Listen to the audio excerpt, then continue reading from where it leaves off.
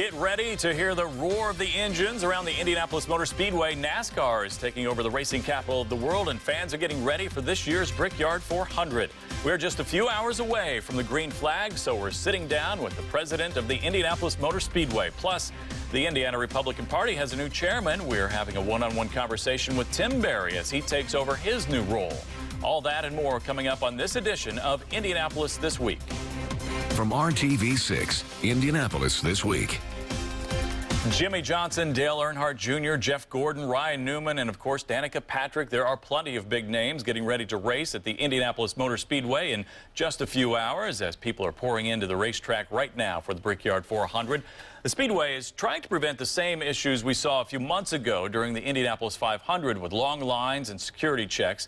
We were talking about it all, including the Speedway making it to Hollywood last week with one of the men running this Circle City staple. Joining us right now is the president of the Indianapolis Motor Speedway, Doug Bowles. And Doug is now the fourth president of the Speedway since 1990. He had served as the spokesman for the Speedway and also co-founded Panther Racing. Doug, thanks for joining us on no problem. A very busy weekend for you. Has been a busy weekend, busy day, so we're looking forward to it. Yeah, absolutely. This is the 20th Brickyard 400 coming up in just a matter of hours. Fans are pouring through the gates as we speak to go to the race. You're making some changes this year to the 400 compared to this year's 500 because of the long lines I just referenced. You think you have things under control with this? Well, we certainly hope so. And then today will be the big test because this is the most people will have through the gates since we opened on Thursday. So we're just hoping things go smoothly. But literally, 1 o'clock on race day for the 500, we started thinking through what had gone wrong and why had we caused our fans such a backup. It's not fair to our fans, and it's something we obviously didn't want to have happen, don't want to have happen again. And then Memorial Day, I had a group of probably 20 folks, internal and some external folks, as we began to rethink how do we re-engineer this so it doesn't happen again. So there are a lot of changes, more gates, more staff, a lot of ways that we funnel people coming through. Our gate 9's a lot different. So hopefully it's all going smoothly and it'll work out well for the fans.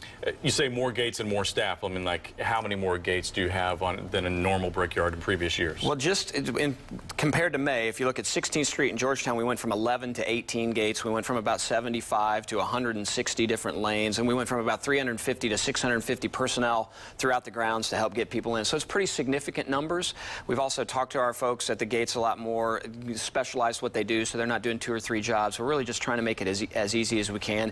Gate 9, which is at 25th and Georgetown, has a completely different process in terms of the way we bring people in. And if that works well, we may replicate that at some other gates next year. But we added new gates. We've done a lot of things just to make sure it works for our fans. Signage, we really have tried to think of everything we could. A lot of people already know the deal and have their plans to be there, but for those stragglers who haven't quite decided whether they're going to go to not, bags that they can bring in. You've mentioned, like 1 cooler and another bag?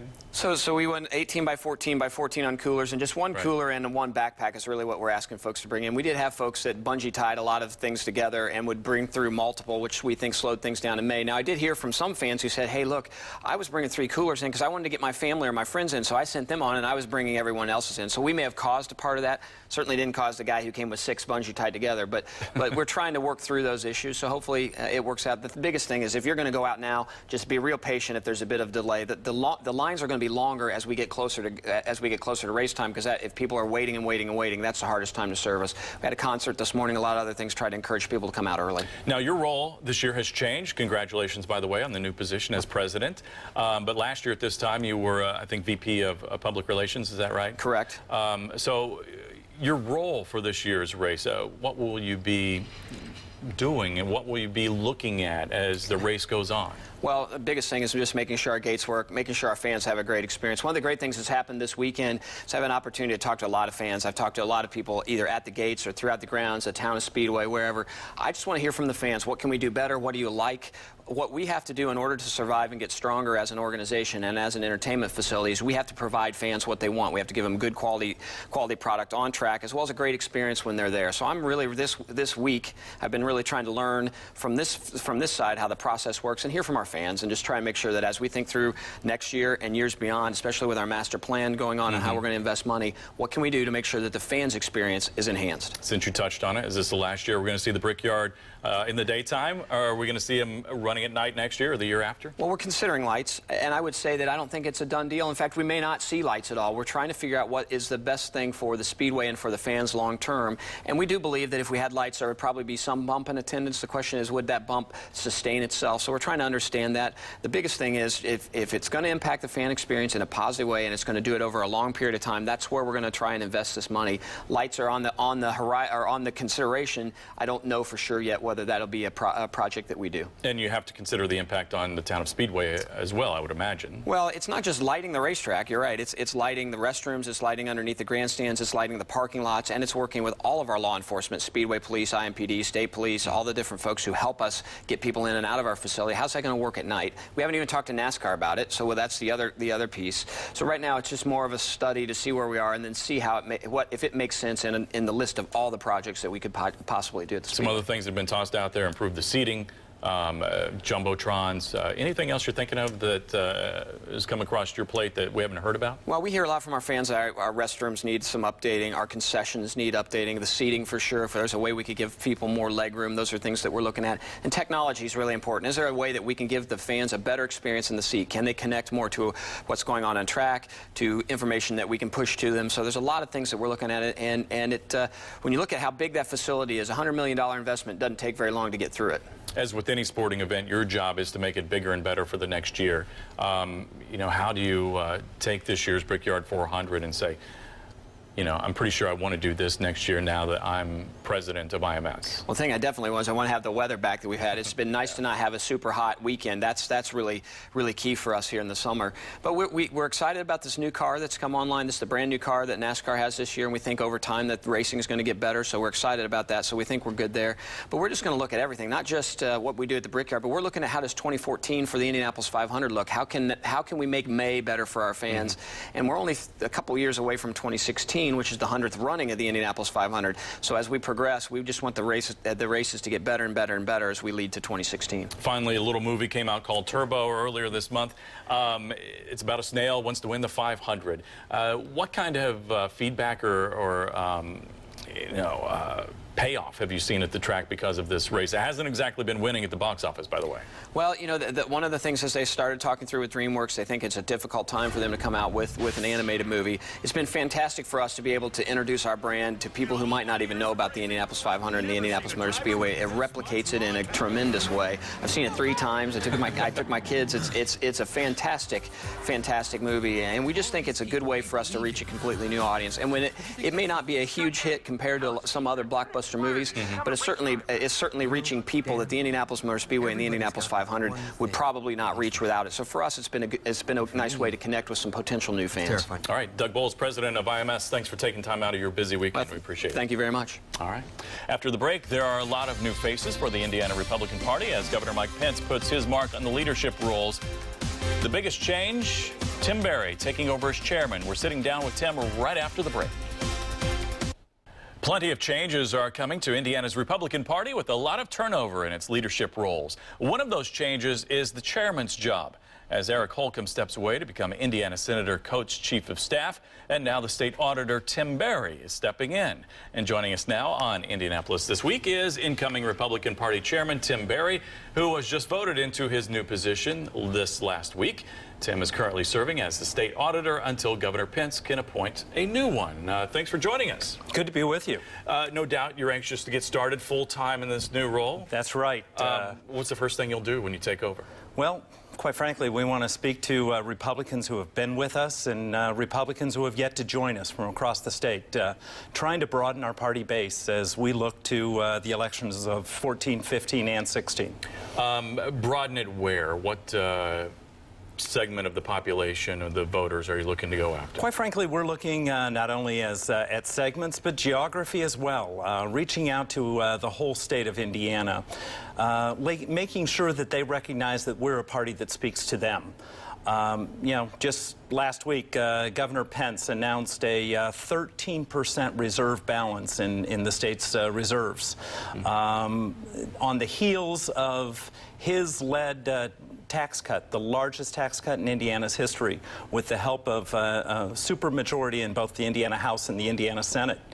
You know, as we look this week with the city of Detroit filing bankruptcy, recognizing the importance of having sound financial reserves is important, and we want to reach out to voters across the state and let them know what Republican leadership is providing them. I was going to get to that down the list, but since you touched on it, what is your role then? Because this was a point of contention between legislators, Republican legislators, and Governor Pence in getting that tax cut to the people. He wanted a much larger one.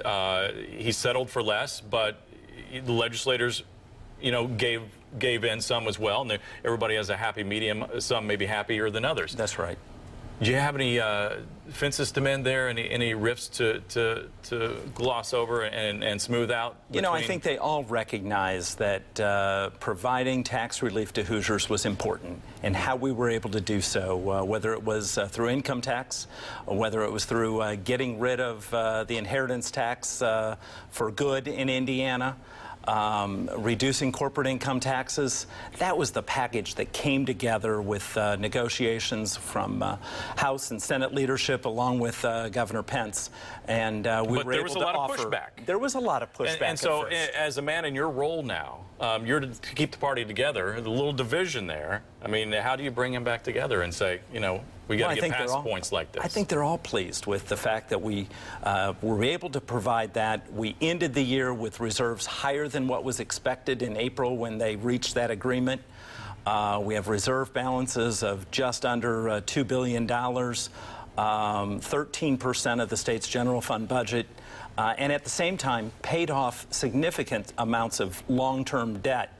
That's financial results that everyone can wrap their arms around and be excited about. Governor Pence called you a cheerful leader when he announced your appointment. What's that mean? Well, I think that means to look at the optimistic side, to continue to carry the torch of the Republican Party forward. You know, over the last 14 years, I've served in elective roles in state government, first as state treasurer for 2 terms, and most recently as state auditor, working with our party organizations across the state to turn out the vote. You know, and I recognize that in those roles, people don't typically vote for the state treasurer or the state auditor by name.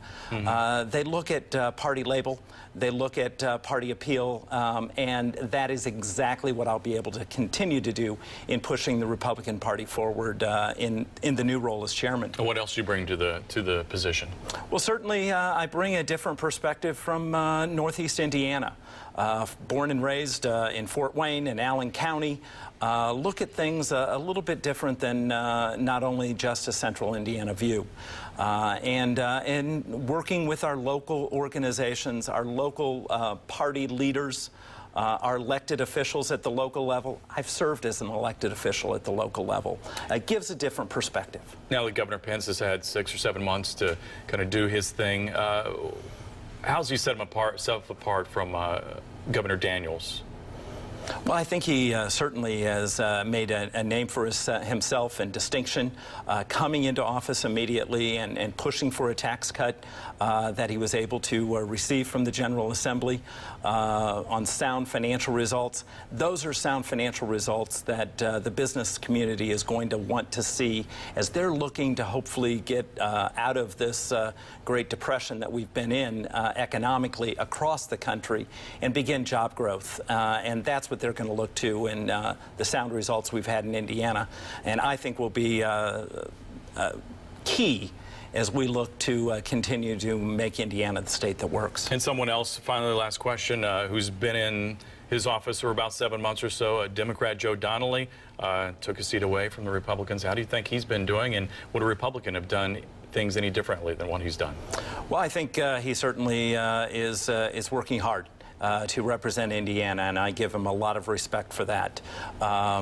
We certainly will be watching as he continues to move forward. The first 6-7 months don't always show what a 6-year term will look like. We wish him well because we certainly want not only Indiana to succeed, but the United States to succeed, and we welcome him to listen to our points of view. as he's representing us in Washington. But you'll be fighting to get that back.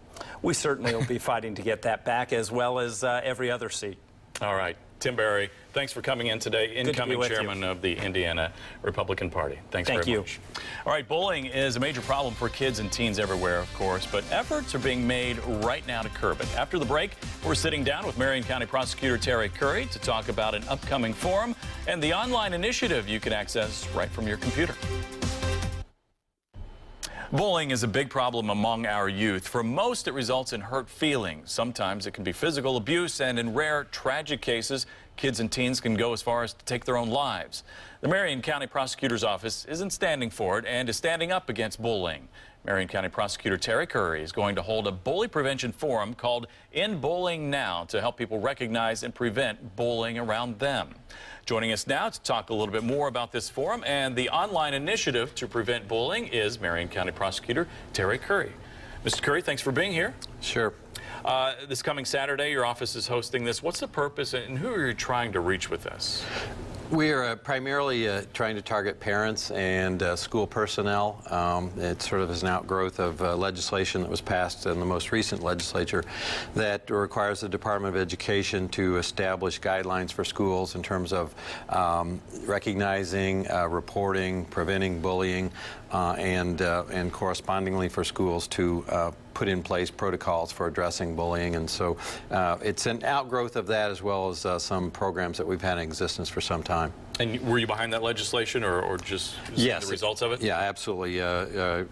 Representative Greg Porter, who will be participating in our forum, was one of the primary advocates of that legislation for actually 2 or 3 sessions, and we supported that bill. What's the purpose? Let me ask this. There have been a lot of forums like this. How do you keep this message fresh? Because, you know, we talk a lot about bullying and how to prevent it, and we should all try to stop it. But, you know, how do you go about, you know, giving people something new, or is it more just reinforcing? I think a little of both, and clearly the message always needs to be reinforced. But in addition, you know, what's occurred obviously in the last few years, if anyone follows the news, is there's always been among kids the tendency to bully, to harass other kids, but it's expanded exponentially with the advent of social media.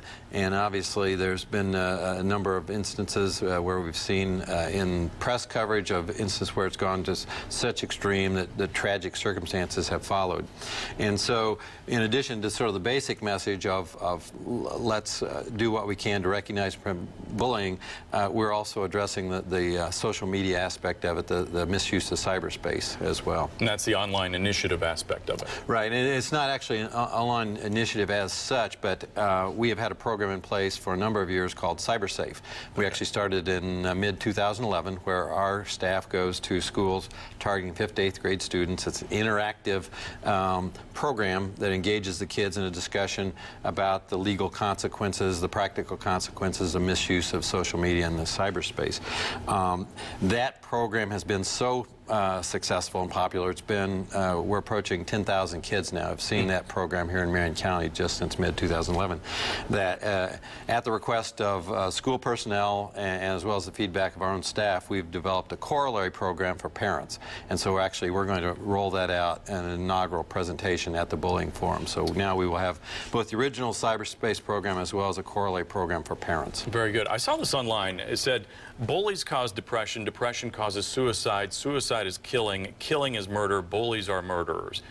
Where do you draw the link between bullying and crime, or is there a link? Well, clearly, and like a lot of areas, there are gray areas, and the drawing that line of distinction is sometimes difficult.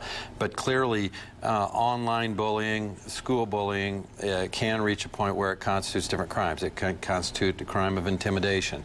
It constitutes the crime of stalking. And so as a consequence, that's part of the message we want to send through our cyberspace program, through this forum, is that don't cross that line. First of all, don't even engage in that sort of behavior, but if you do and you cross that line, you're potentially committing criminal conduct. In the 30 seconds or so we have left here, I want to step outside this a little bit. We've heard from the mayor and what he's trying to do to cut down on the surging murder rate here in the city. Anything your office is doing or can do to step in there and keep murders from happening? Well, there's been a number of steps taken. The most recent, of course, there was an announcement, I think within the last week, of what was called Operation Gotham, where we targeted certain hotspots in the city. Our deputy prosecutors are plugged into those teams from day one. We are part of an initiative called a non-fatal shooting review team that we participate in to try and identify the impetus for these shootings in these areas. And so certainly no one's just sitting back and accepting what's going on, and we are participating in the programs going forward. All right, Marion County Prosecutor Terry Curry, always good to have you here. Thanks very much. Thank you, Todd. All right. The End Bowling Now Forum will happen next Saturday, August 3rd from 9 a.m. to 1 p.m. on the campus of Butler University at the Atherton Union in the Riley Room. Indianapolis This Week will continue after the break. Don't forget, we are just a couple of hours away from the 20th running of the Brickyard 400. The race starts in just 2 hours at 1 o'clock. If you're heading out to the track right now, you may notice some new security in place that could make it take longer to get inside the track. IMS will limit each person to 1 bag and 1 cooler. The reason? Searching those items before the Indy 500 this year led to incredibly long waits to get in, some more than an hour. IMS President Doug Bowles says you should expect the process to take 15 to 20 minutes. All right, that's it for this edition of Indianapolis This Week. Thanks for joining us. I'm Todd Connor. Have a great day and enjoy the race.